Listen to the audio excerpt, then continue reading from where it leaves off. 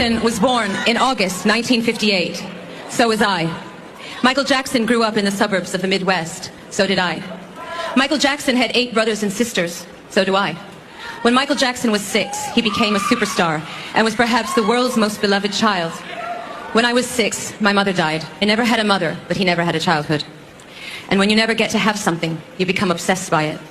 I spent my childhood searching for my mother figures. Sometimes I was successful. But how do you recreate your childhood when you are under the magnifying glass of the world for your entire life? There is no question that Michael Jackson was one of the greatest talents the world has ever known. But his music had an extra layer of inexplicable magic that didn't just make you want to dance, but actually made you believe that you could fly, dare to dream, be anything that you wanted to be. Because that is what heroes do, and Michael Jackson was a hero. I can't say we were great friends, but in 1991 I decided I wanted to try and get to know him better. I asked him out to dinner. I said, "My treat, I'll drive, just you and me." He agreed and showed up to my house without any bodyguards. We drove to the restaurant in my car.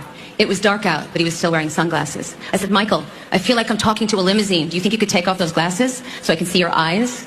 He paused for a moment. Then he tossed the glasses out the window, looked at me with a wink and a smile and said, "Can you see me now? Is that better?" In that moment, I could see both his vulnerability and his charm. Later, we went back to my house to watch a movie, and we sat on the couch like 2 kids. And somewhere in the middle of the film, his hand snuck over and held mine. It felt like he was looking for a friend more than a romance.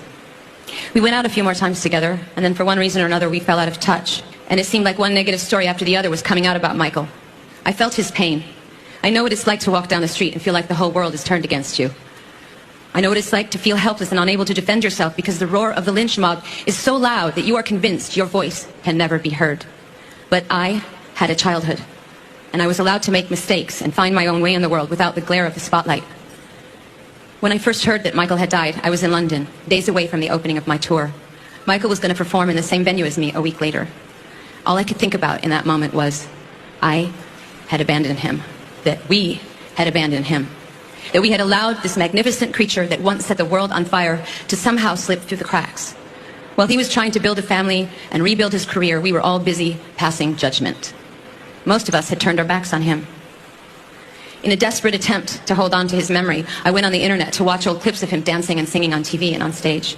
And I thought, my God, he was so unique, so original, so rare, and there will never be anyone like him again.